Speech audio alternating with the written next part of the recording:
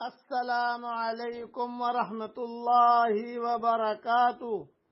نحمده ونصلی علی رسولہ الکریم اما بعد۔ آج کا سبق سن لیجئے۔ آج کے سبق کی سرخی ہے نماز سے دوستی کیجئے، پارٹ نمبر 148۔